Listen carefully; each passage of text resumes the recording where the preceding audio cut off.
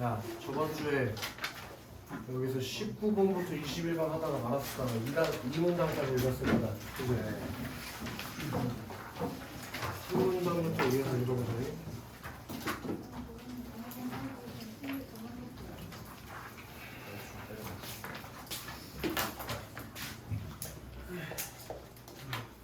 유동성은 금리와 밀접한 관련이 있기 때문에 국가는 정책적으로 금리를 올리고 내림으로써 유동성을 조절할 수 있다. 쉽게 생각해. 금리랑 유동성이 밀접한 관련이 있다는 걸 일단 이해가 돼야지, 그치? 예. 그때 금리는 예금이나 빌려준 돈에 붙는 이자율로, 요거는 지금부터 꼭 같이 가지고 가라잉. 금리랑 이자율은 같은 개념이라는 건 고3 때까지 가지고 가는 거야. 금리랑 이자율은 같은 개념이야. 자, 그때 이 금리는 기준금리랑 시중금리로 구분된대. 그럼 이렇게 좀 표시해 좀 줘. 시중금리랑 기준금리를 뭐 세모 역삼각형으로 나눈다든지 뭔가 표시를 같이 가지고 가줘야지. 자, 그때 기준금리가 뭔데? 여기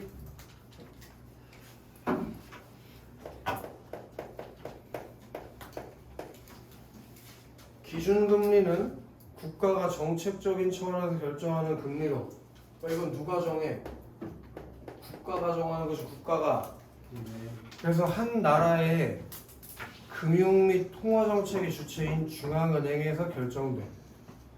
반면이라고 했으니까 그러면 대조되는 개념이지 반면이 중요한 말이야. 반면이는 앞문장과 뒷문장의 관계를 표현해 주는 거잖아. 반면 시중금리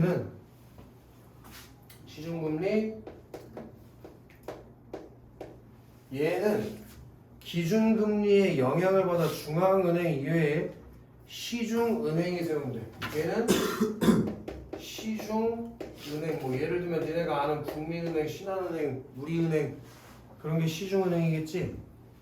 걔네들이 세우는 표준적인 금리로 이것은 가계나 기업의 금융거래에 영향을 미친다. 가계, 기업의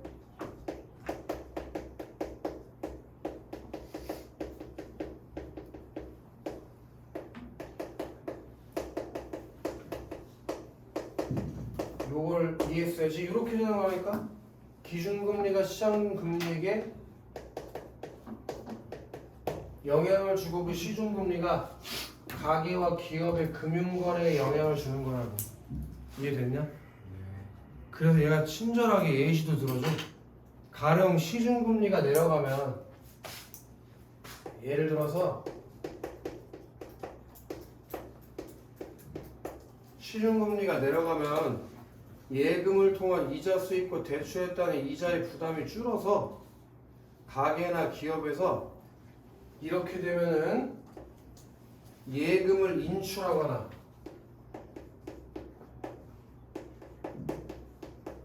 이때 예금은 가계랑 관련이 있다는 걸 생각해야 돼. 니네가 은행에다 돈 맡기는 게 예금이잖아. 그지? 네.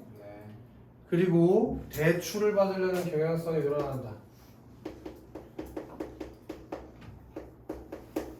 예금을 인출하거나 대출을 받으려고 한다고. 그럼 당연한 거 아니야? 야, 금리가 떨어진다는 건 뭐가 떨어진다는 거랑 같은 말일까? 이자율이 떨어진다는 거랑 같은 말이 아닐까?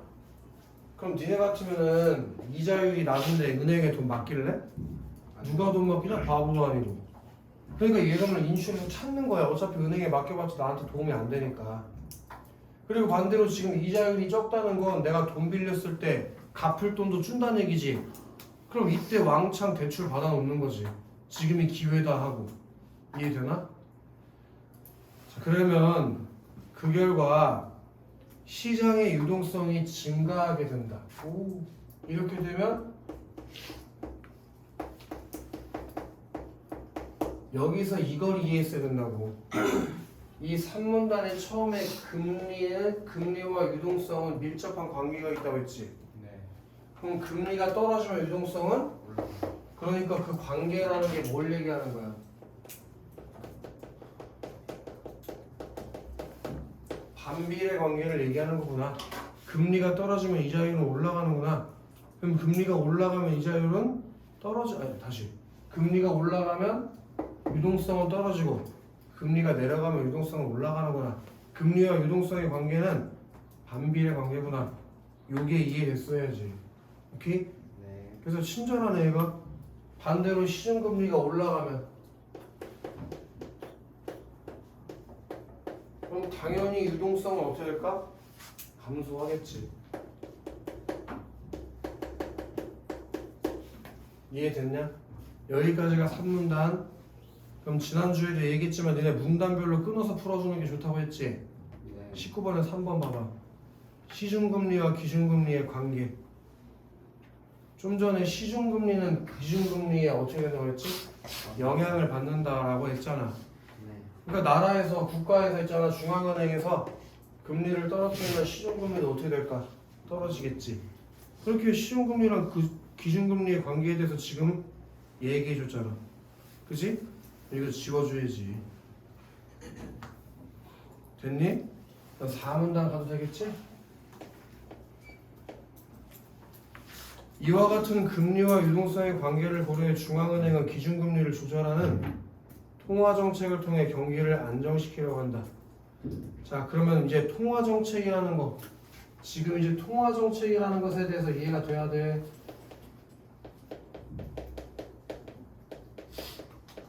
통화정책이 어떤 거라고? 기준금리를 조절하는 것. 이거 앞으로 고등학교 3학년 올라가서도 계속 나올 경제지문의 개념이야. 통화정책은 중앙은행에서 기준금리를 조절하는 것. 그게 통화정책이야. 안녕하세요. 축구하다 느끼고? 아니 어떻게 하셨어요? 축구하다 느끼고. 멋져. 저기 북한이 편이 괜찮지? 가방.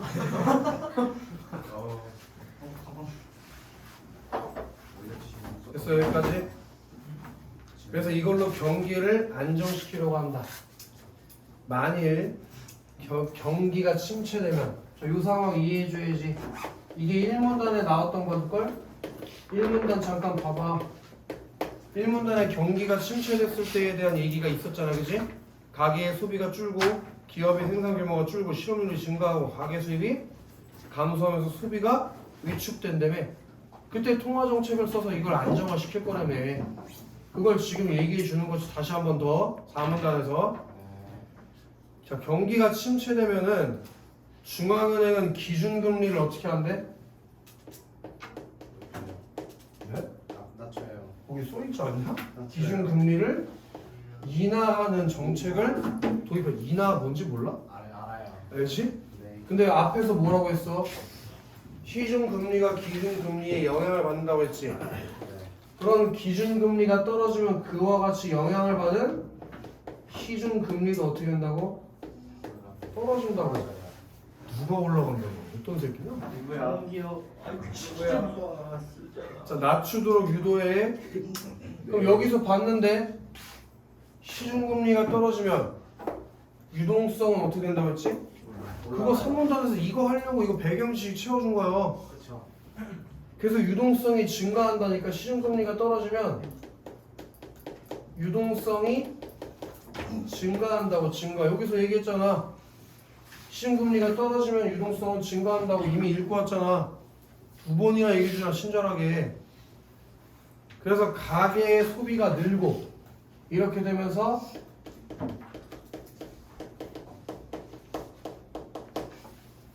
그리고 주식이나 부동산에 대한 투자도 확대된다. 왜? 돈이 많아졌거든. 이해됐냐? 지금 시중금리가 떨어진다는 거는 예금을 인출하고 대출이 늘어난다는 얘기라니까? 대출을 많이 받았으면 돈이 많아졌잖아. 그럼 쓸 수 있는 돈이 많아지지 않아? 그럼 그 많은 돈을 가지고 뭐 해? 물건을 사고 부동산을 사는 등 투자를 하게 될 거라고. 돈이 많아졌으니까. 돈을 가만히 가지고 있어봤자 뭐해. 뭐라도 사야지. 그거 자산이라도 올라야 돼. 주머니가 빵빵해지잖아. 또한 기업의 생산과 고용이 늘고 다양한 분야에 대한 투자가 확대되면서 이렇게 되면서 기업의 생산과 고용도 늘어나. 그러면서 물가가 상승하고. 물가가 뭔지 알지? 원기야. 네. 물가가 뭐의 줄임말이야? 물건의 가격. 오 멋있어. 감사합니다. 그럼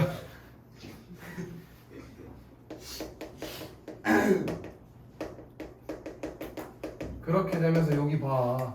원래 지금 경기가 어떻게 돼 있었어? 침체돼 있었는데 이 정책을 펼치니까 기준금리를 떨어뜨리는 통화 정책을 펼치니까 경기가 활성화가 되게 된다고. 그럼 여기 이 기준금리를 떨어뜨렸던 게 바로 기준금리를 뭐 한 거예요? 조절한 거 아니야? 그러니까 이 기준금리를 조절하는 게 바로 뭘 펼친 거니? 통화정책을 펼친 거지. 이해됐나? 오케이? 자, 반대로 경기가 과열됐을 때 이때는 이제 뭐 너무 많이 투자하고 그럴 때겠지? 내가 저번에 토요일날 현수 있었으니까 기억날지 모르겠지만은 누구를 저격하는 게 아니야. 그 왜 우리 전 정권 때 문씨 대통령 했을 때 그때 경기가 과열돼서 막 신불당 아파트 값이 10억을 넘어갔었다니까. 그 백석동 아이파크 2차 아파트 있지. 백석동 사는 친구들 많으니까 그거 아파트도 거의 10억 가까이 찍고 성송동 그 시티자이 그때 파셨어야 돼. 거의 10억 가까이 올라왔어 아파트가. 그때 팔았으면 돈 좀 벌었지. 많이 떨어졌어 지금. 아빠한테 가서 얘기해. 경기가 과열돼가지고 자산 가격이나 경기가 과열된다는 게 자산 가격 방금 얘기했잖아. 부동산, 어? 자산 가격, 물가 이게 지나치게 오르면 이러면은 이제 무슨 정책을 펼친다고? 통화 정책을 펼칠 거야. 어떻게? 기준 금리를 인상시키는. 오케이? 그래서 유동성이 어떻게 기준금리가 이건 써있진 않지만 당연한 거 아니야? 기준금리가 오르면 시중금리 어떻게 되겠냐? 오르지. 그럼 유동성이 어떻게 되겠냐고. 유동성 떨어지지. 그럼 돈이 없는 거야 이제. 오케이? 그럼 자연스럽게 소비해? 안 하지. 투자해? 안 해. 그럼 기업의 생산 고용이 떨어지고 물가도 안정되겠지. 이해되냐? 그러면서 물가가 안정되면서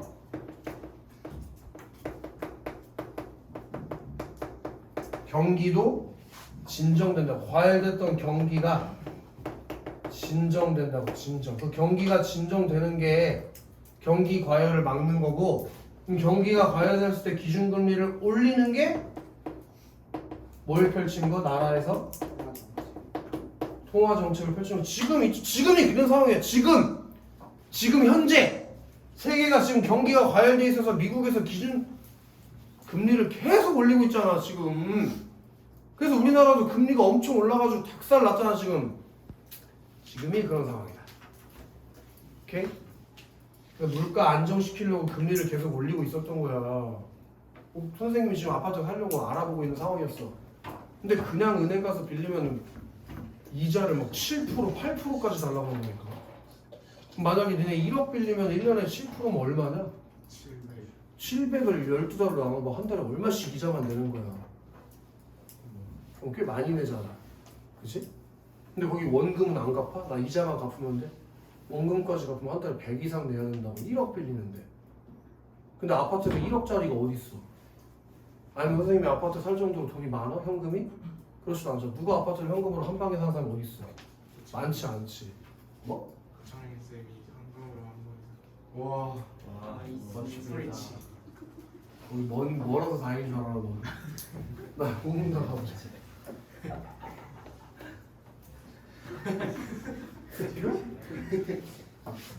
어디서 오늘 쿠키앤크림 같은 옷 입고 와가지고 씨. 자, 그러나 중앙은행이 경기 활성화를 위해서 통화정책을 시행했음에도 불구하고 의도한 결과가 나타나지 않기도 한다. 그러니까 원래 만약에 봐봐, 경기가 침체돼서 기준금리를 떨어지면 얘네가 의도한 건 뭐야? 경기가 활성화되는 거지? 네. 경기가 과열돼서 기준금리를 올리면 얘네가 기대하는 바는 뭐야? 경기가 진정되는 건데 그 의도와는 다른 결과가 일어날 때가 있대. 금리를 올리고 떨어뜨렸음에도 불구하고. 오케이? 네. 자, 즉 기준금리를 인하하여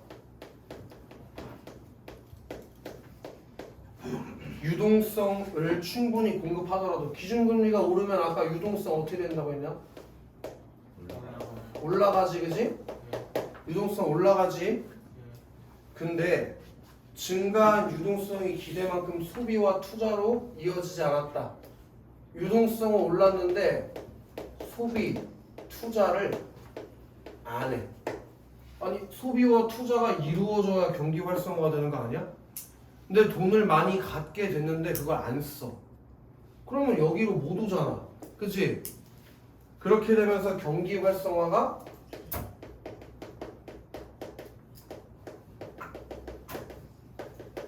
안 되는 거다. 이게 얘네가 기대했던 대로 이루어지지 않는 내용이 되겠지. 이해돼?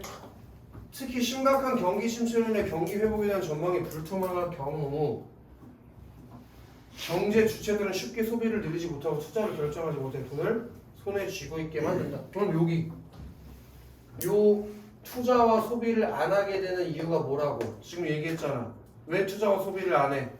경기 회복에 대한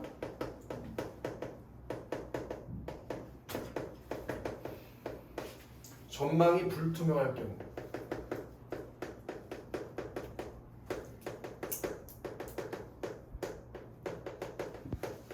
그럼 누가 소비와 투자를 하냐? 돈 가지고 있다고 다 써? 앞으로 미래에 경기가 활성화될 것 같지가 않은데? 이해돼? 자, 이 경우 충분한 경기 회복이 이어지지 못해 경기 침체가 지속되는데 이 경우가 어떤 경우일까? 친구들 이걸 모르면 문제 못 풀지 않나? 이 경우가 어떤 경우? 이 경우 경기 회복에 대한 전망이 불투명한 경우. 그지? 그 경우에 충분한 유동성이 경기 회복으로 이어지지 못해 경기 침체가 지속되는데 마치 유동성이 함정에 빠진 것 같다고 해서 케인스는 이걸 뭐라고 불렀대?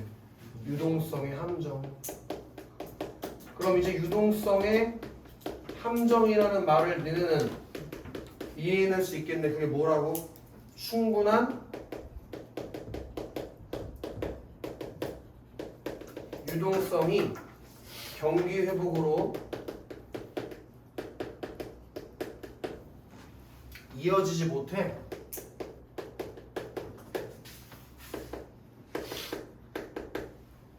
경기 침체가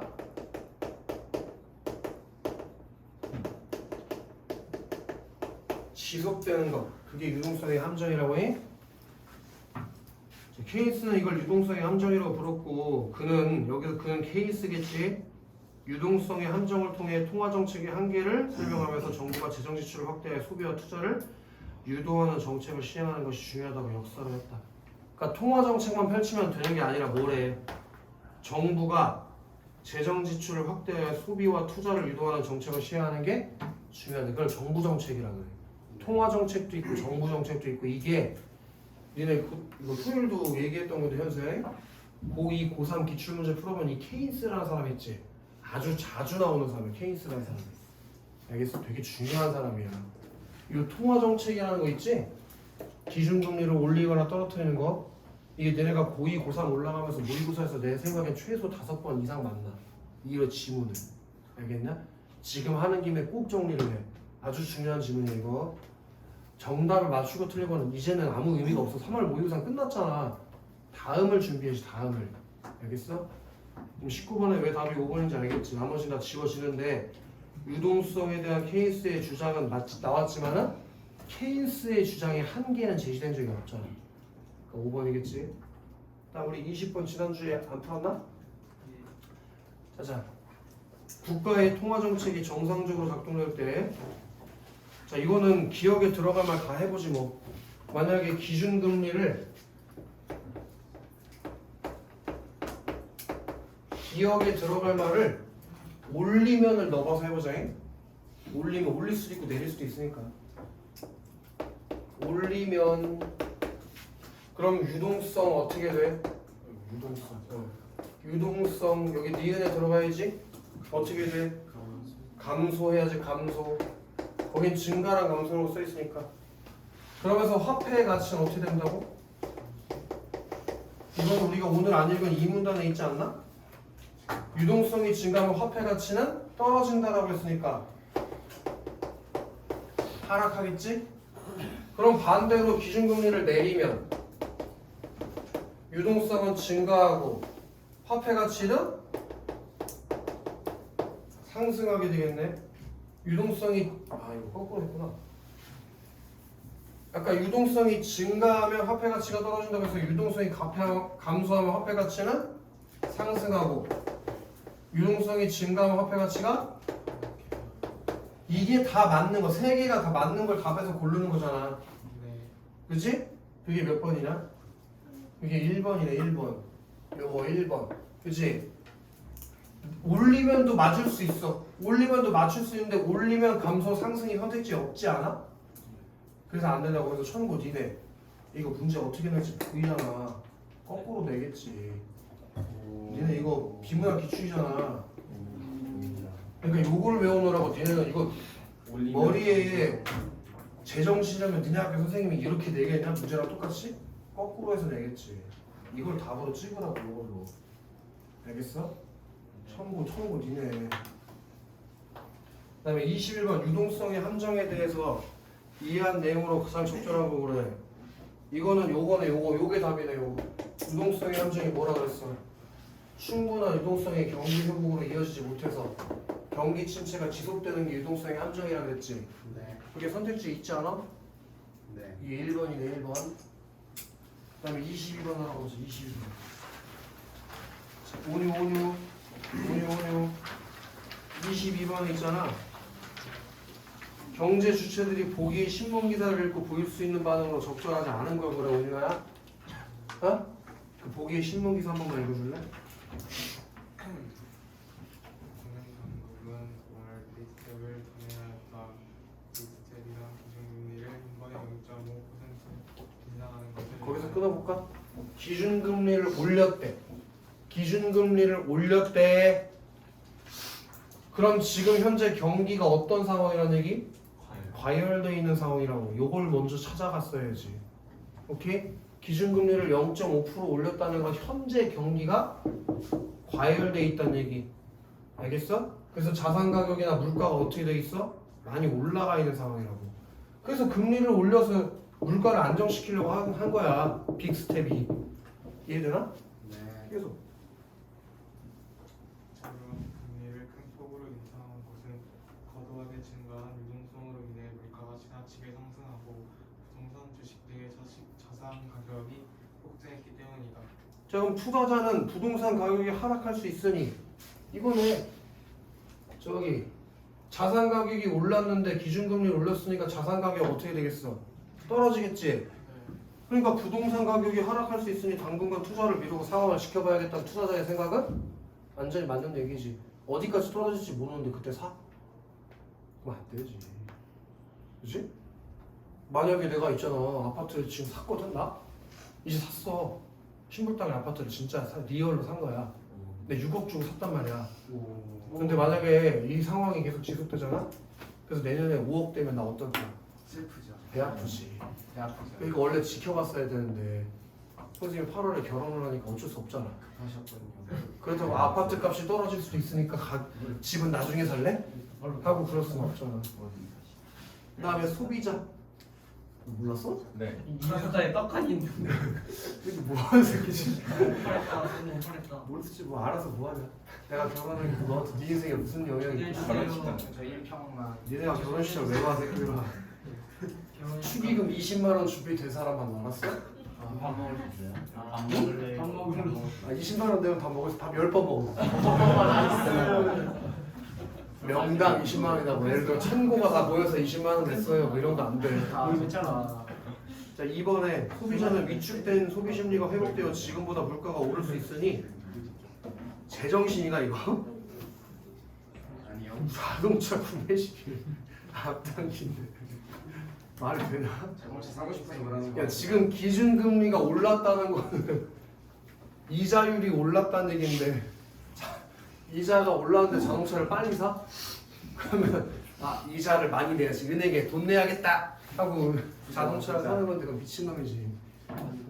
답이 2번이겠지 그치? 기업인은 대출을 통해 자금을 확보하는 게 부담스러워질 수 있으니 공자를 확보하려는 계획을 보류해야죠. 아니 당연하지 이자가 올랐는데 대출을 왜 받아 그치? 그 다음에 공장장 당분간 우리 공장에 생산한 부품에 대한 수요가 줄 수 있으니 재고가 늘 것에 대비하겠다. 당연하지. 왜? 사람들이 물건을 안 살 테니까. 나 5번에 은행원 시중은행에 저축하려는 사람이 늘 수 있으니 당연히 시중은행에 저축하는 사람이 늘겠지. 왜냐? 이자가 오르니까. 그치? 너네 이자 오르면 저금 안 할 거야? 난 빨리 할래.